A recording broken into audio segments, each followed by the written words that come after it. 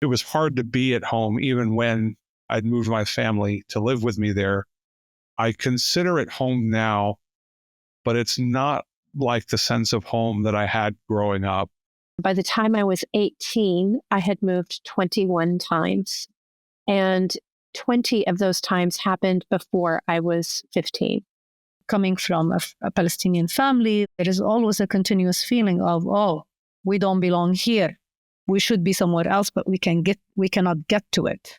Everyone has this break, and it's how do you work through that and resolve it that I think is that journey of home.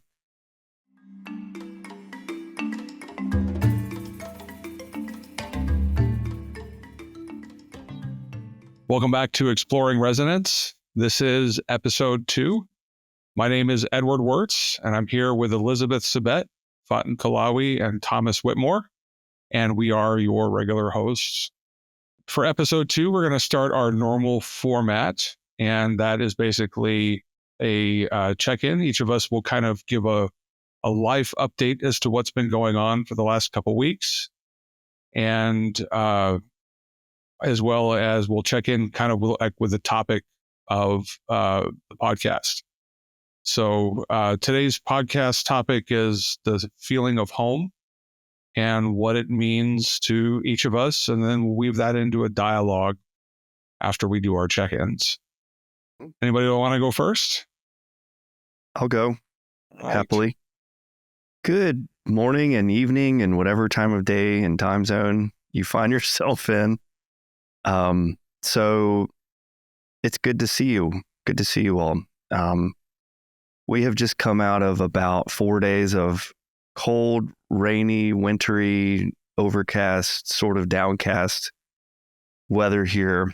I'm down in Chapel Hill right now. I'm on a little couple week vacation after I'd mentioned my father died and going through the hurricane and everything last year. So I'm trying to get away.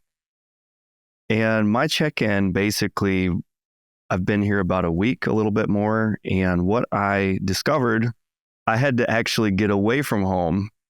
Here we go, trying to plug the topic here a little bit. I had to get away from home for a little bit to recognize exactly how depleted I've been. Because when you have to, as everyone knows, when you're being called to be responsible and present and attend to a lot of things, you can just keep noticing that or going back to that. But now that I'm kind of out of that context, it has just been holy moly. I pretty much crashed this last week. It really matched up with the weather.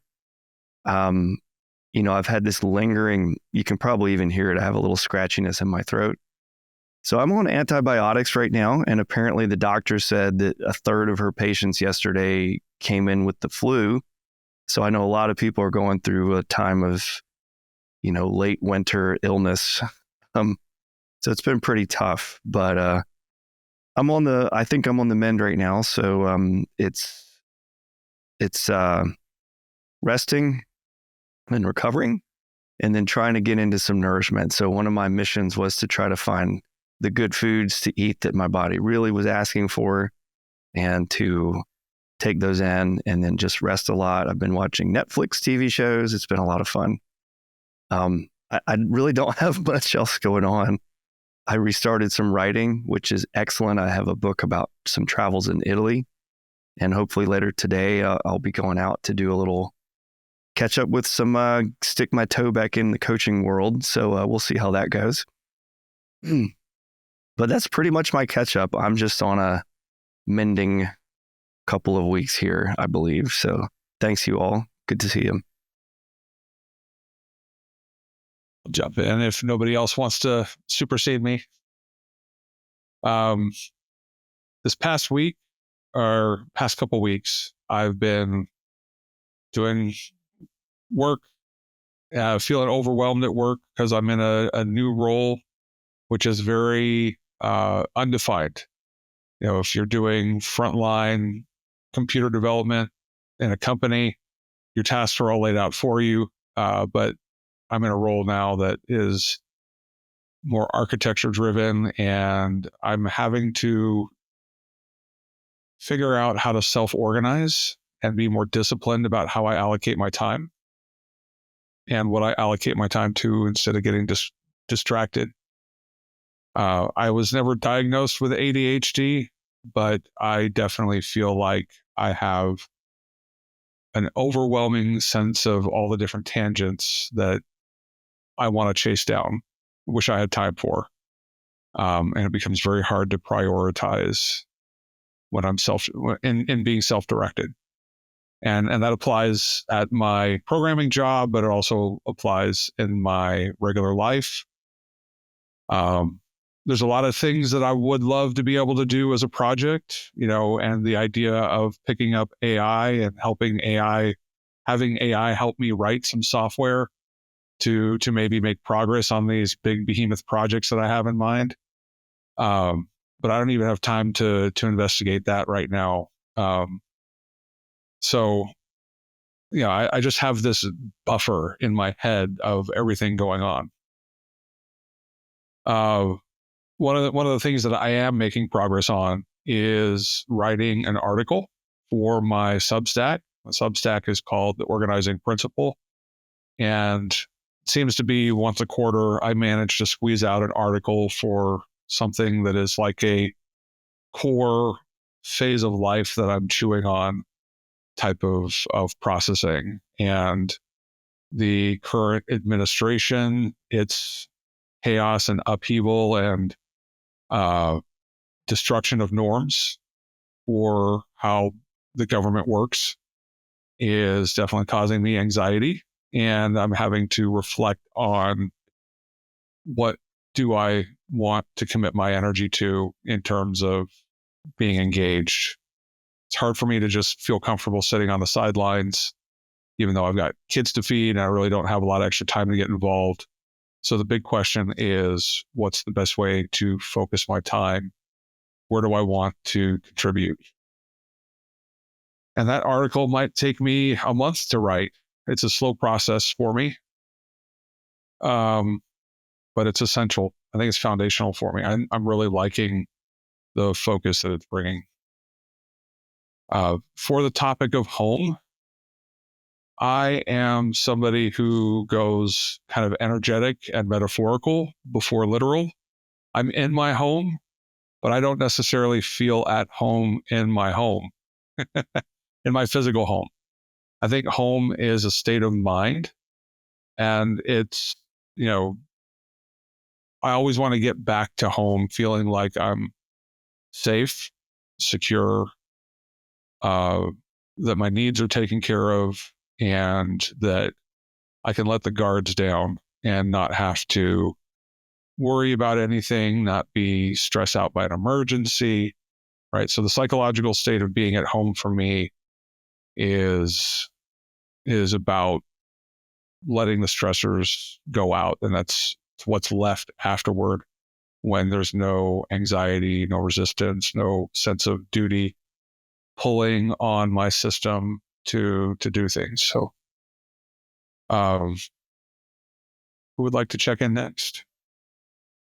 So, hi everyone. So good to be here with you all. Check in. Thomas, you said that you're taking antibiotic, and I'm taking antibiotic too. I've been struggling with an infection, a UT, for a while now, and they just extended the course of antibiotics. So it's always an interesting experience talking about home. That was really something for me to feel that, because ultimately the body is a home, and when the body has its own, thing going on, it kind of brings back this like, can I be comfortable in my body right now? What is my body doing on its own? And how do I become home for my body when it's going through whatever it's going? So it's been an interesting, ride with the antibiotic. And at my age, we mentioned last time, 60 years old, it's more and more of a question that keeps rising or coming for consideration again and again. So that's to talk about home and having to take antibiotics as well. what's been happening with me is this, this antibiotic and this struggle with the UT. And I've been needing to rest as well, a little bit more. And also, it's the topic of home is really very acutely knocking and very acutely present for me as a Palestinian now living in the Middle East, and with everything that's going in the Middle East, all the discussions that are happening in the world. And I think with Trump saying that he can move people out of their homes and just take their homes, it's been an interesting, not interesting. It's like so challenging.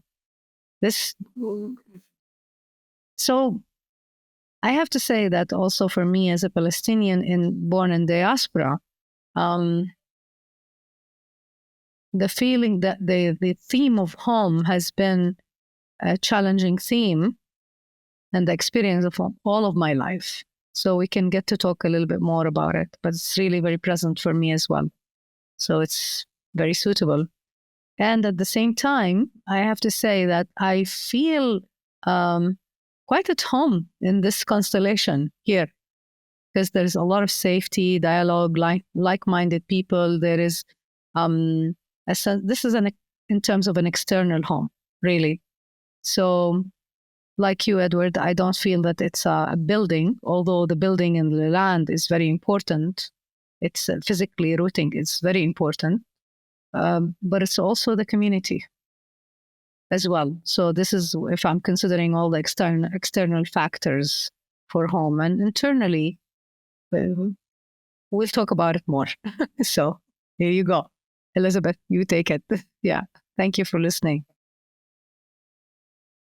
So the last couple weeks, I'm still in Tahiti, and been thinking about how do I move to a beach? How do I make my home somewhere on a beach that's not in the U.S.? Quite seriously. So being in the South Pacific, away from everything, you still can't get away from anything unless you turn off the electronics. So I thought, and as I was driving around the island, it's a very small island. There's kind of two parts of it, a bigger part and then a smaller part, created by two different volcanoes. And so it only takes like a couple hours to drive around the circumference of the larger one. And I was driving around, it's called Tahiti Iti, the small Tahiti. And I swear to you, there was on one side of the road, there was a house wrapped in things that were wrapped with the American flag. And Mickey Mouse, Fantasia Mickey Mouse was up there like a big statue. And then on the other side was another home that was flying the American flag and a Trump 2024 flag. And I was like, oh my gosh, there's no escape. You must face this. If I needed any other reminder about, how I need to be active, this is not a time. I'm actually here to work, and I have been doing quite a bit of work actually. And I have so many projects. I came here to get away from home, from the responsibilities of home, so that I could focus on nothing but my work and get caught up on a bunch of projects that I'm doing. And that's been fabulous. And there's this little spider. I normally don't care for spiders in my space, but there's this teeny, teeny little spider about the size of, just the tip of your finger. And he jumps, and he's really cute. And he comes to the sink while I'm washing dishes frequently, and he just sits there and looks at me. He doesn't run away. And then I don't know if it's the same spider or the same type of spider, but I'm sitting on the porch of this little bungalow right now, and sitting at this table, and I'm out here working as much as I can humanly possibly be, working in the fresh air.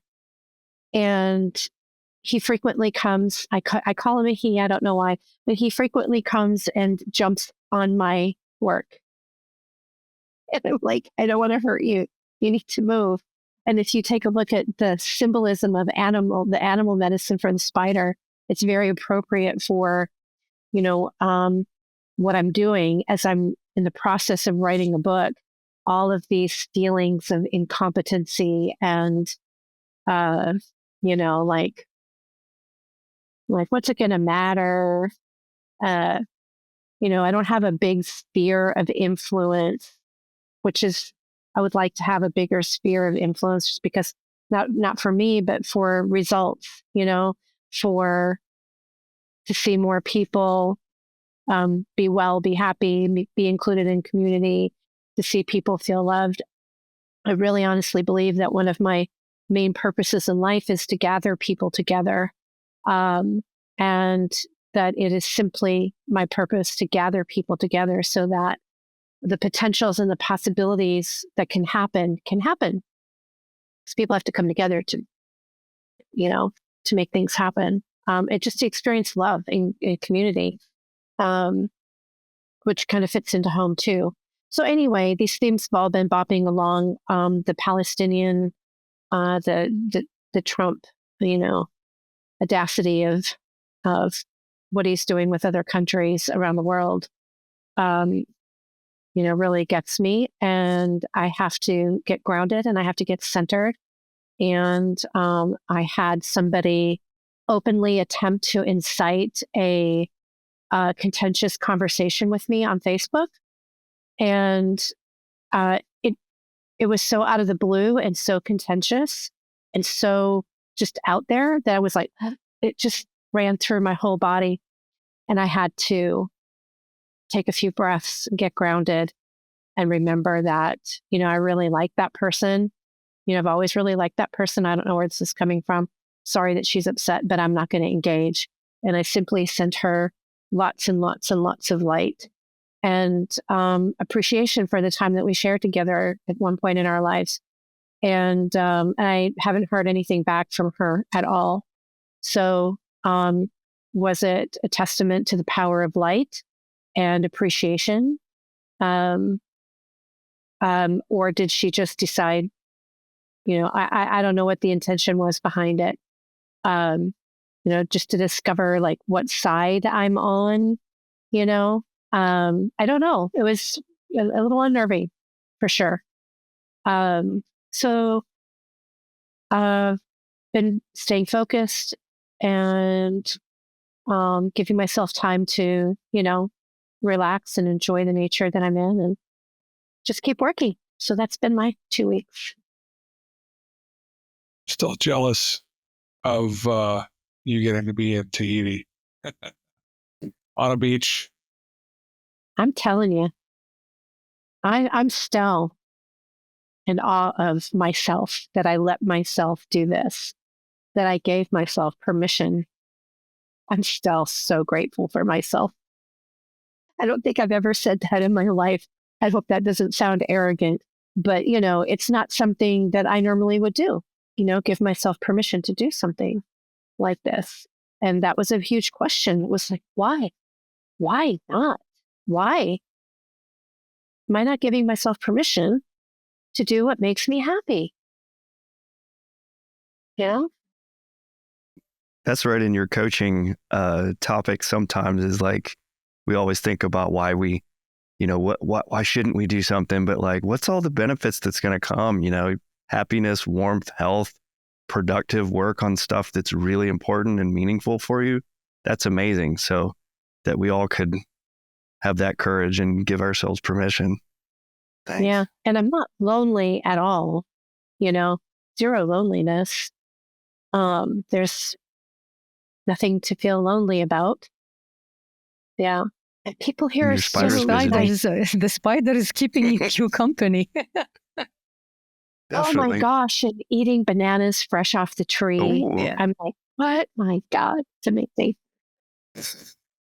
So anyway, yeah, it's been such a treat. I'll definitely be back here next year. So are you experiencing a sense of home with this choice? Yeah, that's really interesting. So at home was an interesting topic for me this last fall, and it really threw me. I had a lot of healing of that childhood experience. By the time I was 18, I had moved 21 times, and 20 of those times happened before I was 15. Okay. So if that tells you anything about the instability that I grew up in as a child. And so those last 4 years, 15 through 18, that was 4 years that I lived with kind of an unofficial foster family. They just took me in. I left home intentionally and lived with them. They made the invitation, and took me a while to say yes, because I felt like, I left my sisters behind with my mother, who was not stable. And it was not an easy decision to make. But so that place had become my first safe space since my grandparents' home. And so that place is really home to me. And, they run a business, they run a restaurant that I grew up working in from the age of 13. And I love going back home and getting back in that kitchen and working with the ladies in the family in the kitchen. And so the meaning and the importance and the imprinting of finally having a safe home, a consistent home, even if it wasn't perfect. It was not perfect, but it was consistent. And, home has a certain energetic imprint. When I go home to Nebraska, there's that sense of, how do I put it into words? I'm sure you all can probably help me, but familiarity, consistency, you kind of know what to expect. Nothing changes up there. Like, really nothing. And it's still in the 80s and in many ways. And there's comfort in that, even if I'm not necessarily resonant with, I'm not the same person as I was as a teenager. And there's many aspects about what people believe and what they think, and that I simply just don't resonate with. But it's so comforting to have that place that doesn't change. And when my foster mother got really ill, I decided to stay while she was recovering from a surgery, and to stay longer. And I mean, my little inner child just went, I couldn't stop crying when she had to go into rehab. She wanted to go into a nursing home for rehab instead of come home, which was really hard for me to see. And I realized, like, my God, if I leave, I'll never see her again. And if she's gone, my home is gone. There's siblings there, but it's not the same. It's not going to be the same, and my home is going to be gone. And I had to fully immerse myself into the loss of it when it's gone. And I pre-grieved. I feel like I pre-grieved the loss of home as it is now, even though I don't want to live there on a full-time basis. So I really cultivated, had to really get into, find that me that is home wherever I am. While I was there, that was part of the healing of it. It's like, wait a minute, this little part that is freaking out is old. It's really old stuff. And there's a part of me that I've got to go back and take care of now, that I didn't take care of as I've healed. And that's the little one within me that had such an unstable life and finally found some safety somewhere. That little one had been gripping tight within me all these years, and I didn't know she was still there. So having dealt with that, and when I left, I felt, I'm ready. I'm ready to let it all go. I'm ready. It's not even let it go, just to let it evolve, to let that home evolve. So, yeah, that's what has literally been coming up for me as home. So I'm completely at home here. And I know the ocean is my place now. It is the place on earth that I feel like I can rest completely and relax and be myself. If a tsunami is going to come and take me, then a tsunami is going to come and take me. And I've been exposed to an idea that there's a certain geography that, everybody will have a certain geography that they feel more resonant or at home with. When I moved from Lubbock, Texas to Greenville, where I was working for a defense contractor there, it took me 6 months before my energy centers could bind to the land that I was on and have it feel like I wasn't just a visitor temporarily visiting. Now, 6 months is a long time, but it took about 6 months for me to get accustomed to the land. And even working there for 3 years, I mean, the nature of the work in defense contracting is everything is compartmentalized and you can't really take anything home with you. You can't, there's a split in your psyche, literally. So it was hard to be at home, even when I'd moved my family to live with me there. We didn't own a home. We were renting. And so there was just this perpetual uprootedness to the experience. And then we finally bought a home in Fate, Texas. And it's where I live now. I consider it home now, but it's not like the sense of home that I had growing up. It's not. And Lubbock as a town, I could feel like Lubbock was my home in the broader psychology of things. Like, I don't have any friends here. It's hard for me to engage the mental space around me. And now I have all my online friends, so I have that outlet. So it's very hard for me to feel at home in the physical space I'm at. And so it's just been the practice of how do I just find myself being at home in my consciousness and the things that I do, the people that I do talk to. I work a very remote job. Everything is mitigated through computer interfaces and audio text. I've got my dogs here at my feet, and those are the closest bodies that spend most of their time with me. And I really, really miss the visceral liveness of people in person, but I am more at home with you guys having this dialogue through a digital interface than I am with the people next door. And so that's been an interesting thing to think about, is that,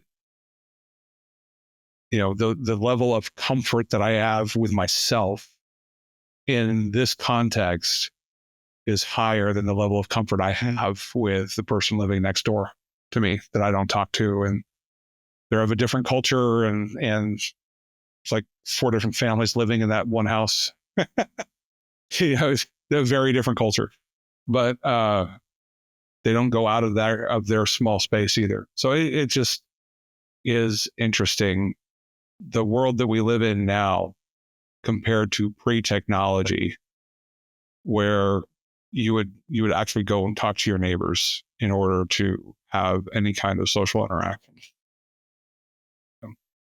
I don't know where that's coming from, or how it furthers the conversation. So I'll pass it on to the next person to talk. Well, I've been just jotting some notes as everyone's talking, because I think this is great. We're all kind of contributing different sensibilities of what home means. So like from Elizabeth, you'd mentioned your place, I was thinking of roots, comfort, familiarity, safety. I certainly experienced that growing up. I know not everybody did, because you could have a home that's not comfortable or safe at least. So I'm lucky to have had that. And you mentioned often it seems like there's a person or people who anchor that feeling. So I'm certainly going through what you were describing now with the passing of my father. He was definitely the anchor point. And I can go there, and definitely there's still my mom and my brother and some people I know, but he was kind of the cultural anchor point of that sense of home. For me as well, as you know, it was land. That was a very strong sense growing up because I grew up on a 50-acre farm, and just that was always there. That was like the rock of my life, or as I call it, the anchor of the kite, and I could always come back to that and fly as far as I wanted to, but I knew that kite was still there, the kite anchor. Edward, you said a certain geography that resonates. I think that's a really interesting one as well. And I really just wonder, even if it can be genetic for myself, like when I went to Italy the first time, something just clicked. I was like, I've not felt this way with land like this before. Like, I don't get that. I've lived on the East Coast my whole life. I don't get that here. The closest I've had is up in like Pennsylvania, I guess. What causes that? I don't know, but like maybe there's something there. We've had potentially centuries or millennia of genetic selection to respond to a certain terrain and certain food, maybe that's in there. And even Elizabeth, I wonder with you, like or Edward, Lebanon, it's a coastal, a lot of that's very intimately linked with the Mediterranean, so growing up in the middle part of the country, I'm really fascinated that you're now going over to be in an island and beach environment and finding that. Edward, you mentioned an integrated home and work experience. So there's something about integration. Like I feel all parts of my life recognize the other parts as opposed to having them separated. And then you also mentioned an emotional home. So that I've often differentiated between, like Italy, I've called my worldly home. And when I've gone to Korea, I've like spiritually recognized that a lot in terms of like, Italy's where I want to go to just relax and feel worldly present. My body is here. This feels really matched. Korea's like wakes up my spirit. And I'm like, yeah, this is my spiritual home. That being said, I'm definitely wanting to get some coastal time. I keep Googling places to visit, Virgin Islands and Puerto Rico and the coast of Italy and all this stuff. So maybe one of these days I'll find that place too. Thanks. I'll keep tracking these notes too. We'll put them in the show notes or something. Last a year, I think, or no, 2023, summer of 2023, I was visiting Turkey, and I was visiting with my daughters.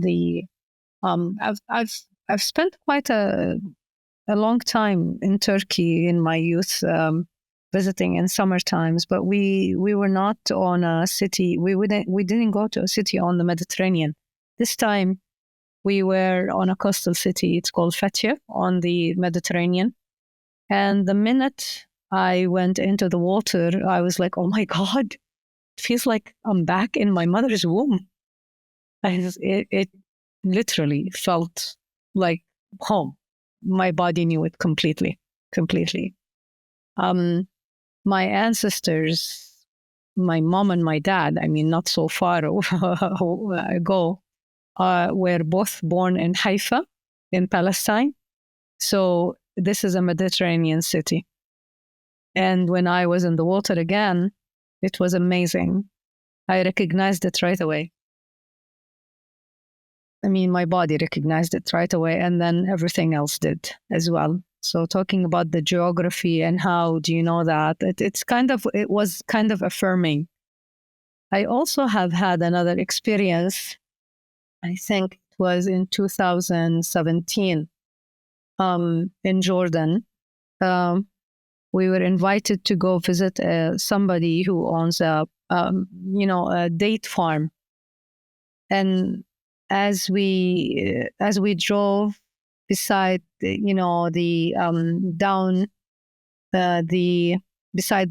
towards the Dead Sea, and then past the Dead Sea, and then we got to the date farm, and as we got closer and closer to the date farm, I didn't know, the exact location. It's just my body started to react in a certain way. My heart started beating. I became very sensitive. And by the time we reached the date farm, I was in tears. And when I got in, I was like, I don't know what's going on with me. And then when we went in, it was almost evening time, and I could see the lights across from the little house that's in the farm. I could see the lights, and it was like, these are the lights of Jericho. And this is the closest that I have ever been to the border, or to the borders of Palestine. One of the reasons, actually, I haven't yet been to Palestine because I couldn't, because my family, being from the people who were driven out of the land in 1948, we had no right of return. We couldn't go back or visit. So when I acquired now that I have my Canadian citizenship, I can go back and I can visit. So I can go back as a Canadian, not as a Jordanian or as a Palestinian. So, but I was never able to judge physically how my connection is, or my response, because I was born in diaspora. I didn't really measure my connection as I was growing up in terms of physical connection. But the closer I get to the water or the land, my body starts to have its own experience. And this is when I know that, oh my God, there is a sense of home that is independent of the stories. It just, the body knows by itself. And that was very affirming to me. So I felt the connection to the land and to the water more than anything. Even without knowing. So it's interesting to talk about the geography. And just speaking about the geography, I think that for me, home is a very complex issue. I don't see it as a simple issue. I mean, there is the spiritual home and the physical home and the emotional home and the social home as well. Right.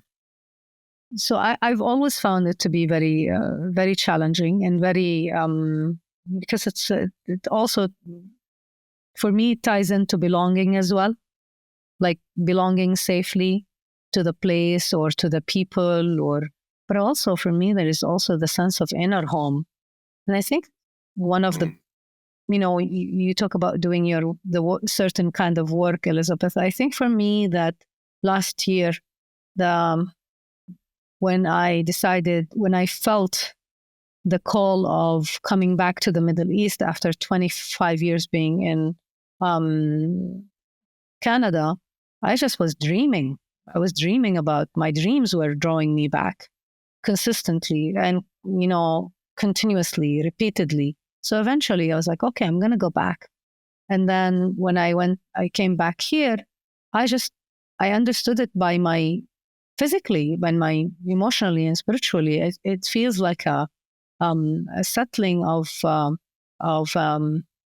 question, kind of connection to something. It was the connection to the land, but also it was preceded by a sense of peace within myself. Like that questioning, that ordeal about where to be, or that inner discussion of belonging was already settled. And that preceded the move, didn't come as a result of the move. So I feel that it was initiated by a settling down within myself, and being able to be with the different parts of myself, being able to feel at home within me first. And then things started to unfold physically. I don't know about you, Elizabeth, but I feel like because I grew up not feeling that there is a proper social home in terms of the coming from a Palestinian family that's, is not really, like the same nationality or of the country that we grew up in. And there is always a continuous feeling of, oh, we don't belong here. We should be somewhere else, but we cannot get to it. That imprint still stays inside, but it's a different. The healing about this has been relating to that imprint in a different way. It's still there. I mean, it still gets triggered. I can't say it's gone, like it's gone. I don't know about you, but I don't feel that it ever goes away. It just gets triggered by different situations, different events. I relate to it differently, but that's why I say it's a complicated issue, because I think that's, for me, that's, that's a place of injury. It comes with the nature of occupation. And of course, country as a home, as a bigger concept of home is, of course, family is a home. And luckily I had family, I had stability that way. But it was, my whole family did not have a country as well. So country as a home is a place of, should be a place of freedom, safety, being able to be yourself. You have rights, you have, all these things. So I wonder about all of this. Yeah. So I'm going to leave it as an open question, because to me, it's still an open question somehow.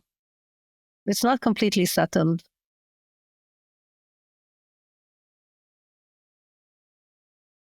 Yeah.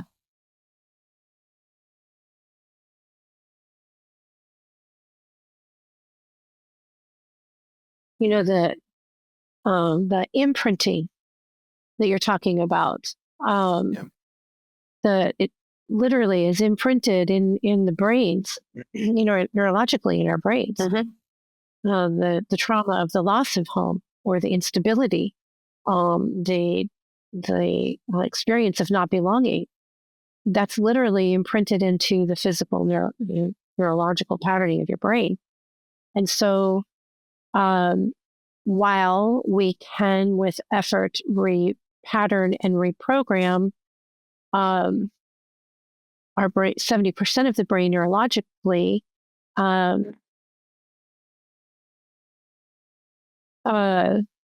don't know that.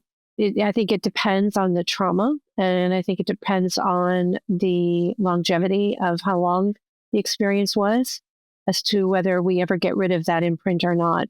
I do know that the etheric body gets imprinted energetically with it, and what's not resolved in this lifetime carries on in the etheric body, in the soul, in the imprinting of the soul, and programs the soul, and that goes with us wherever we go.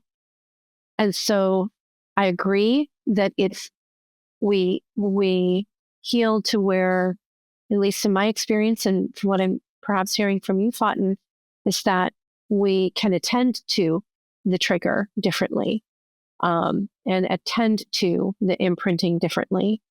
But it takes effort, and it takes conscious effort.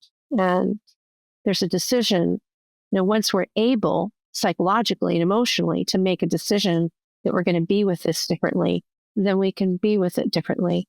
But there are times and circumstances where it's going to get triggered no matter what. Especially with all this noise. Of course, there's been no action around Trump's plan for Palestine and the Palestinians.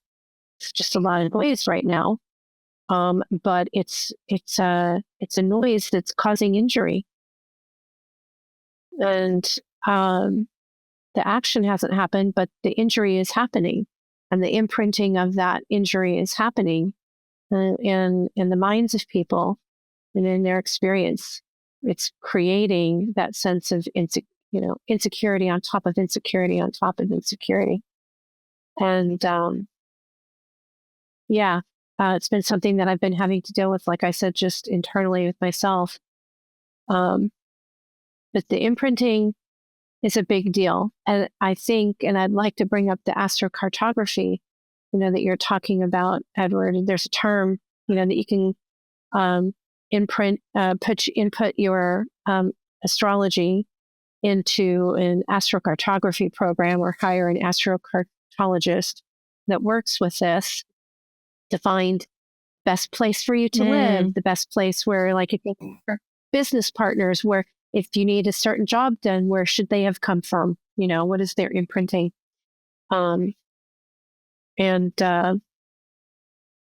So much of what you've talked about, Fatin, is resonating with me. And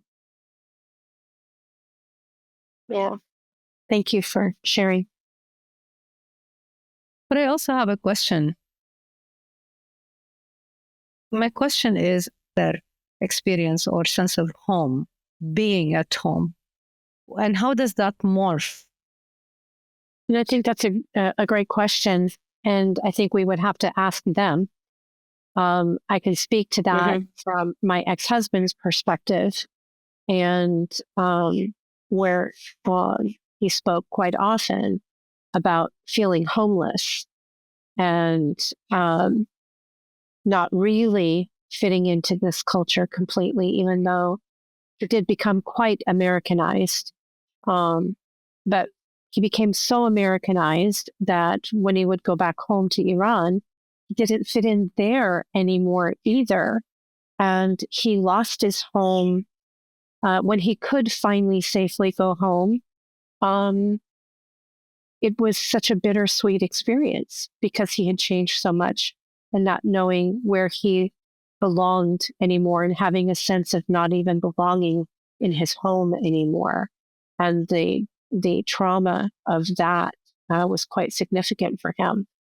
I think it would be a great idea to have somebody on the show with us come in and share about their experiences of not belonging, in the country that they grew up in. I think, we can all feel that way at times when we move around. Being, moving in with my new family, even though I was wanted, I didn't feel like I belonged for a long time. It was still a sense of, I'm not really one of them. And so I think it would be great to, ask somebody who's watching this to reach out to us and to continue this dialogue from that perspective, Fatin. No, Edward, I'm curious about what your perspective is on this, coming from your background and you're observing your family. You're muted, Edward. Else. And I identify with the broader sense of American ideals. But lately, with the whole nation, half the nation aligning behind Trump, and I just don't understand. And I don't feel at home here anymore. The template that I have inside of me is less about a physical location and more about a cultural way of being that allows the individual to, release their self-defensiveness, the sense of needing to protect yourself from your environment or protect yourself from the people you're around. And, like you, Elizabeth, I feel like it's my mission in life to help co-create a culture where people feel the freedom to release their sense of defensiveness and that we can create like this ambient field of welcomingness, of genuinely appreciating people's core, their souls, in the experience of the community.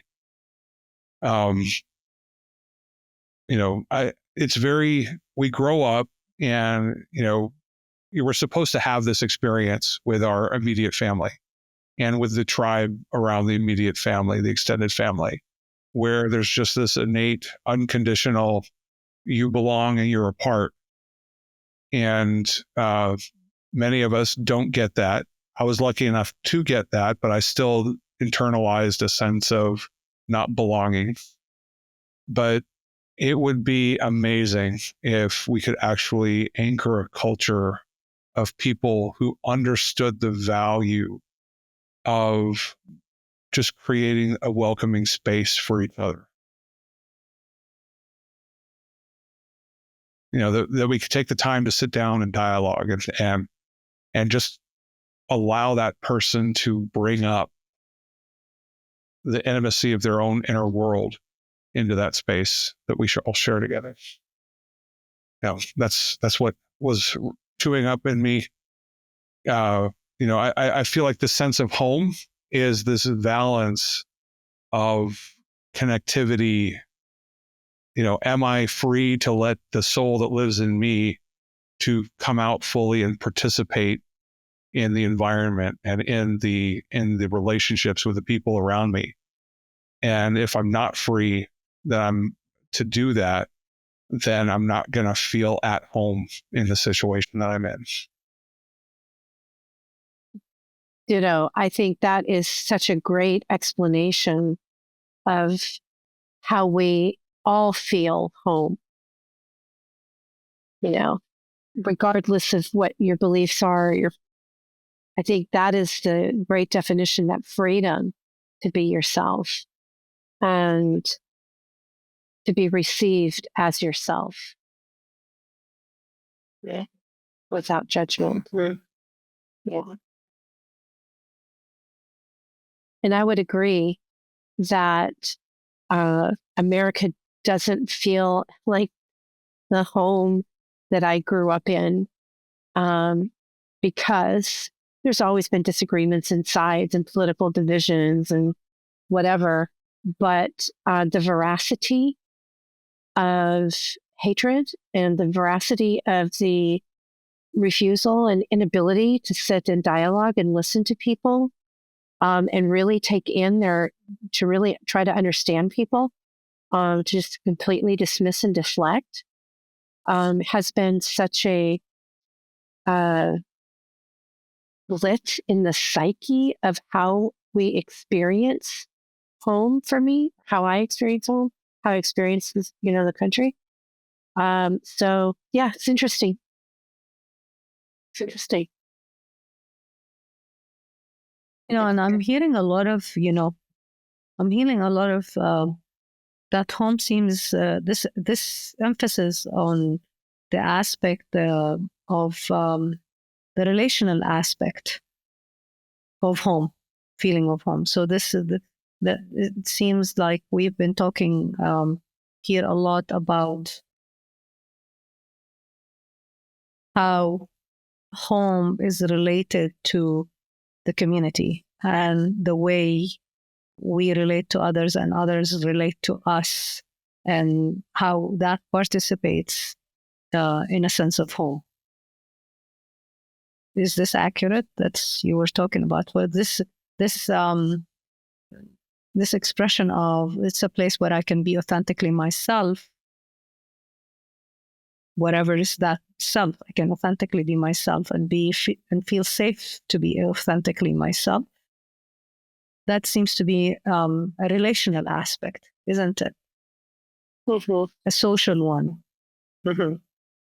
Well, this topic, the more we talk about it, the more everyone's contributing, the more I realize like this is one of, if not maybe like the core arc of a lifetime, is that relationship to a sense of home.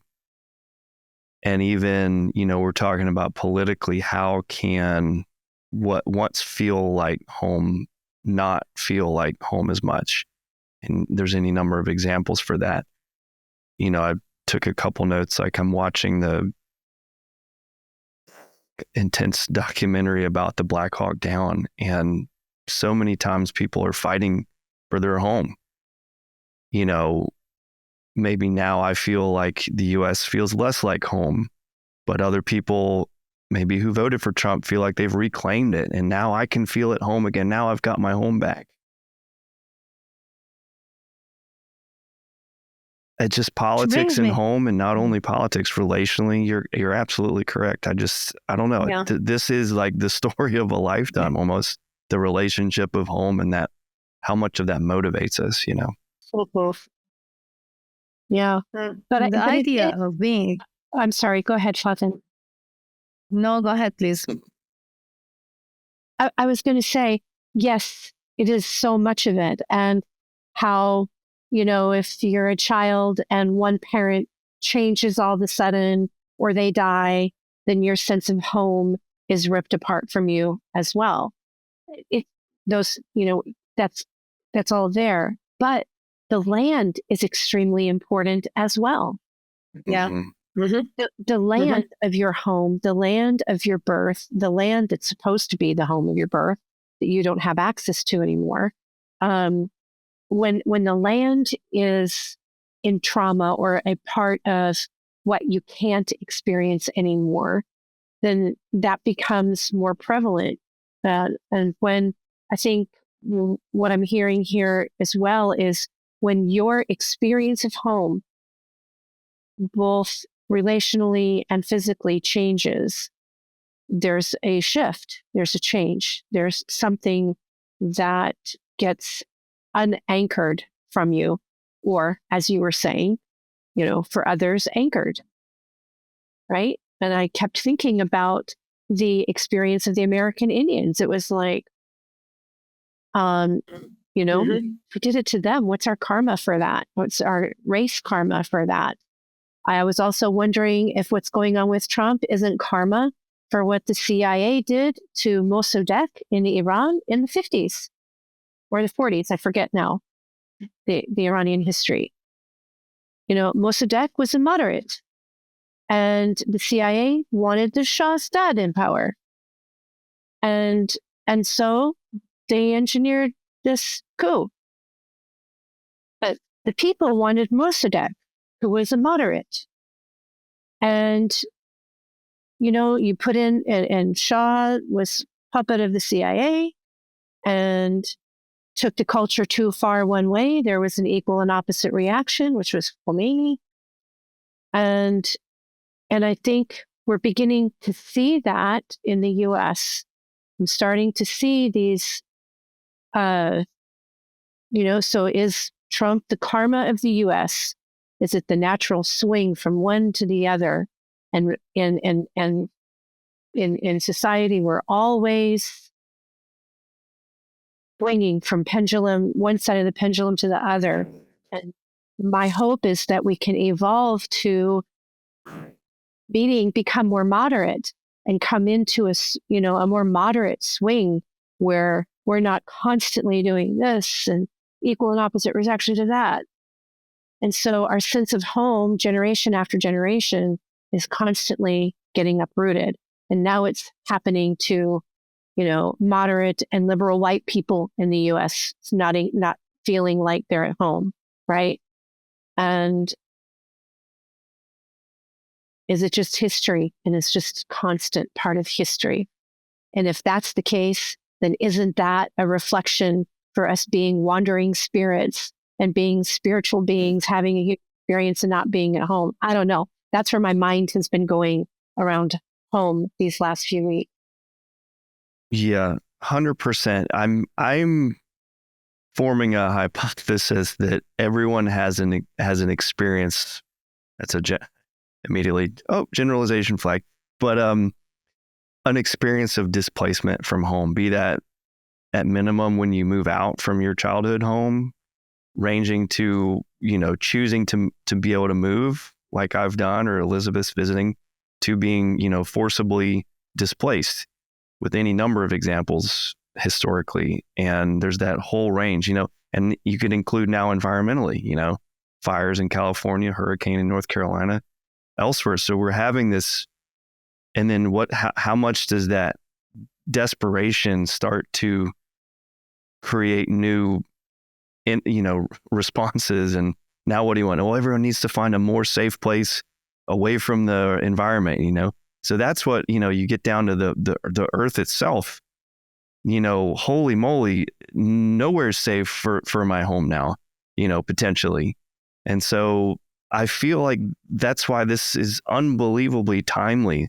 Edward's speaking about creating a space of home relationally. And yet we're also talking about the political side, the environmental side. And yes, I won't argue unless that's the right word, but spiritually, you know, going through that experience of losing, at least in some ways, a home, maybe through a parental divorce or spousal divorce, you know, you've lost your home. Everyone has this break, and it's how do you work through that and resolve it that I think is that sort of, you could probably stage it out in a Jungian sense, like that journey of home. And I'll stop by sharing the brief story. My father on his deathbed kept asking, literally, he meant it physically, when do I get to go home? When do we get to go home? And, you know, we kept, you know, well, Jerry, you're at home right now. I knew what he meant. I knew it wasn't going to resolve his feeling, but I'm like, until the very end, you know. And Fatin, you mentioned with your age and, you know, health concerns can increase.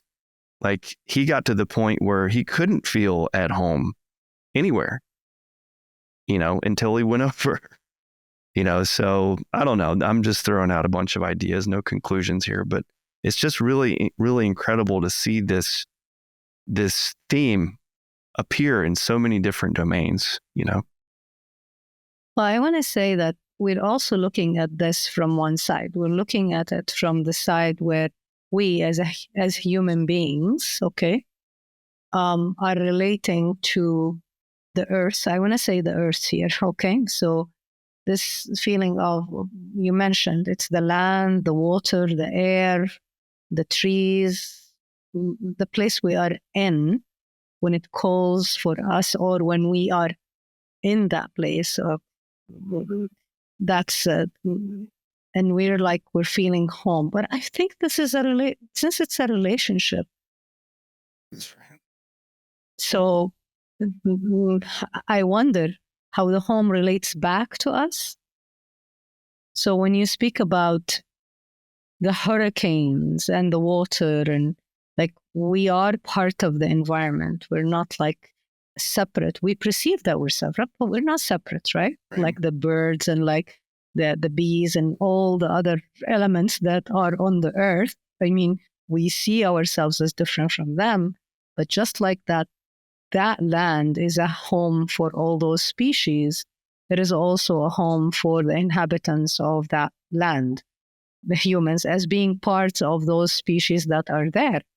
And with all the species, we see this as a reciprocal relationship.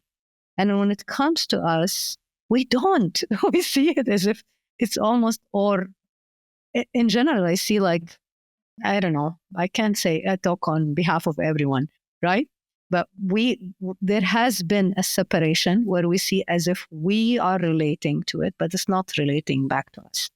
And this has been interesting to me, because I'm like, do I yearn or look for home in a community only, or do I look for home, or was I yearning all of my life as well from my feeling that I did not belong really in a community, in a society, because I wasn't, you know, I was alien to not alien, but I was almost coming from immigration, a person whose land is not available to them, right? So that's part of the experience of occupation. You don't belong. But then there is the land. There is the land itself. What land? What, you know, when you talk about the geography, I feel it's a reciprocal relationship, and to kind of attune our senses and feel what land is asking for, or what land stipulates the type of inhabitants that are on it, because they relate to it in a certain way, whether it be the land or whatever, not just the geography, but the consciousness of that geography. And this is a very shamanic perspective. And I love this perspective because it's really, it's a perspective also that's very energetically sound, or it seems, or it feels to me energetically more sound and more holistic. Because we can feel belonging in a community, but is that enough? Is that integrative enough? And when you talk about being born, the earth itself is part of another realm, and we descend from that realm into this realm. And I feel that's not just that's not a coincidence. I think there is a call here. Like, it's not a coincidence that I come to this land, or to this family, or these ancestors. It is a movement, and I don't think it's a movement that is one way. I think there's a dialogue. There is a dialogue that's continuously happening. And that's changing for me the experience, or the meaning. I mean, I'm still traveling through this journey. But it's one of the things that I'm finding that is changing for me as well. Or maybe one of the gifts of being born in diaspora is that I got to, because of that suffering, I got to also, we know a lot that because of a certain pain, that pain can move us towards the question, or towards trying to understand, or towards a resolution. And usually we don't get to a resolution, but we get to insight. So I'm wondering about this, and I'm putting it here on the table to all of you. What do you think about that? What are your thoughts? I've got a lot of thoughts piling up. Okay, let's listen. Let's hear it. You raised the question of, is it just a community that you feel at home in? And your question brought up the question of communal empathy. Like, you're communing through a deep empathy, not just with people, but also the environment you're living in. And that environment is receptive, or itself experiences the depth of your ability to relate to it. It senses your sensitivity to it. Is what I'm trying to say with the communal empathy. You're experiencing it deeply, and your spirit is communing with its spirit. The other thought that was occurring to me is the archetypal development that takes place. We're born, and in the younger state, we're more open, but we're developing two things. We're developing autonomy and sovereignty. And autonomy is just the ability to, bodily autonomy is your ability to control your body and move around. But the sovereignty aspect of it is that, are you able to govern what happens and determine what happens in your experience and around you? And, there's a lot of people that pursue power and use and accumulate their sovereignty about what happens around them and to them through power. But I also think that towards the empathy that you're asking about, where you're communing with your environment, I think there's a form of sovereignty where you're not dominating, but you're open, receptive, listening, and moving in harmony with the environment around you. And that you're doing it in a sovereign way. Like, you're listening to the needs of what's occurring around you, and you're taking action to facilitate, to meet those needs. From a shamanic perspective, when I travel someplace, I connect with the spirits of the land and the ancestors of the land. And I thank them And I ask them for permission. I ask them, is there something here for me to know? Sometimes if you're working in the shamanic realm, like both Fatin and I do, sometimes you have a sense that there's some ancestral healing or some land healing or something that the land is needing or wanting. And so that communing that you're talking about, Edward, can happen on many different levels. And the more levels that we commune on or with, the more levels of consciousness, the more levels of experience of life that we commune with that sense of respect, I think that helps us feel more at home wherever we are. Because the land itself holds memory and there is a communing with the land that occurs. It's why, I believe why Fatin has had her experiences that she's had in her body is because there's this collective consciousness of communing with that land that's in her DNA, that's in her etheric body. It's a part of who she is. And her soul is experiencing the communing with that land, right? So part of governing ourselves with integrity is being aware, as you said, of the needs of all of the aspects of where you are. Now, sometimes that's not received, right? Your communing is not received by the people of that land, and there's not really anything that you can do about that. It's up to decide whether you're going to stay there or not,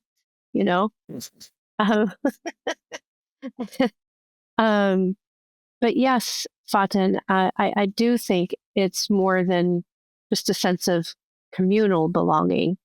But I think that as Edward was saying, that there is this broader sense of communing as well. So, yeah. We studied in coaching being client-centered, studied in teaching, being student-centered. And Fatin, you got me thinking about being earth-centered, because this whole conversation about home, really, I've been approaching it, I don't feel at home. Where's my home? In a way, I've not been listening to the earth. It's constantly generating itself, its home. There's a generativity that's its magic. Very Taoist. That there's a way that you could, a way of things moving, evolving, that you can align yourself in harmony with.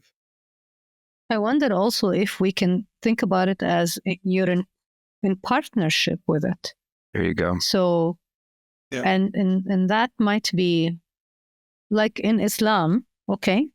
In the Quran, it says that, it stipulates that God has kind of designated man to be a steward of, a steward of the earth, not of the earth. That's a very big, but in the earth, a steward of. So we don't own the land, but to be a steward of something, it's almost like you need to understand it, really. You need to understand how it operates, what its needs are, and all of this. But it's also, there's this relation, when you talked about this relational aspect of home, and in terms of with other people and community, but I was like, okay, but there's this relationship with the earth itself and all the environment, the animals and the plants and all of this, and the water and the air and all of this, and the light in that place, whatever is stored in it, the history that is filling the space, the history of, in the land itself that comes through the food, the plants. I mean, why do we bury bodies? The bodies that we bury, all the bodies, or you cremate. Maybe this is something, out there to talk about. But when we talk about these this, we talk about birth, we have to talk about death.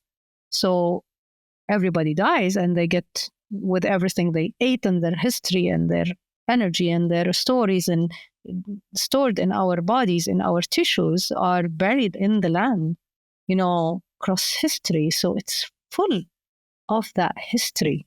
And then we are born in that, to people on that land, and we're eating from that, from that food that is coming from that, literally absorbing all of this history as well as we eat it. This might all look awful in the images of people, in the mind, in our imagination, that we're really literally maybe drinking from that history somehow.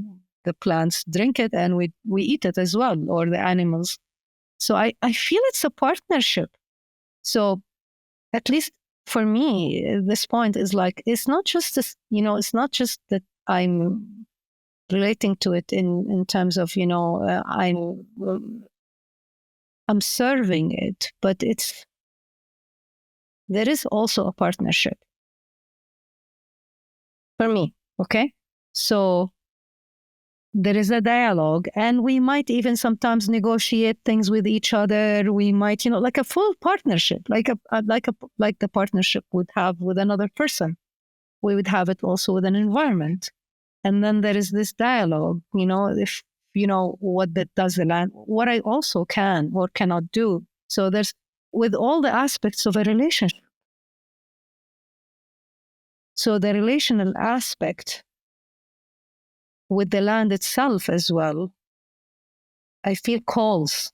So when you spoke, Elizabeth, about, the experience I was having in response to the land, I think, I wonder sometimes if the land was also communing, if the land was speaking as well.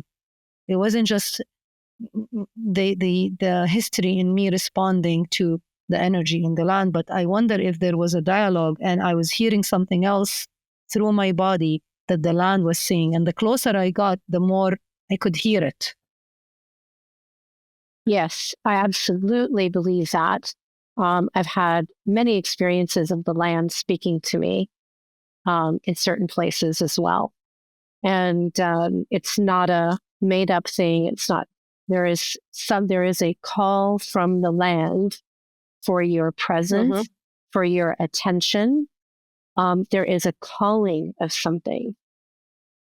And it's unique to each place and to your connection with it. Absolutely. It's a resonance. There is something, as the podcast is right, exploring resonance. But in resonance, exactly. Yeah. There is a resonance that is connecting with you, that is something that is resonating within you that can recognize it. I've had it happen many times in Nebraska when I was leaving home in Nebraska. We were driving in, through the fields headed to the airport, and it was calling me. That particular area was calling me like, don't leave, don't leave. Why? Why did it not want me to leave? It's not my home where I live anymore, but what was it of me that it was not wanting me to leave? That it was, what was the land wanting from me? And there's things, the elementals, we call them the elemental spirits in the land. The elements of the land, are calling to you. I've had it happen with trees and with the sun and different aspects, Sometimes the land is needing love and healing. Sometimes it's just needing that light. Sometimes it's just simply an exchange of appreciation. Many reasons. And I'm thinking sometimes maybe I needed something, and the land picked up that there is something still that needs that I needed, and then it's asking me to stay there so that my needs are met. So that's why I feel like it's a reciprocal, and it's a beautiful relationship. It's of a different type. That's the original relationship. It supports me and I support it back. So and then there is the joy of being there. Just the joy of being there. So, and that's why I feel like, okay, so how do we determine what place is home and where does it begin? So if a society is attuned, is built on this kind of attunement, refined listening, then a certain society or a community that's going to be on that spot of land is going to be automatically in resonance and in harmony because it has stipulated already. It's kind of the land has chosen the people that's going to be on it. So where does the choice start? That's what I'm trying to say. And how do we make that choice? Yeah. Is it the chicken or the egg? Is I it like the that. land or the people? Yeah, Right? yeah. So I feel like we've had several avenues that we could go even deeper on. Unfortunately, we've been here for a good hour and a half recording. So I think we'll wrap it up here and we'll figure out what the next conversation is going to be about. This has been amazing. I love you all, and we're circling the topics that are near and dear to my heart.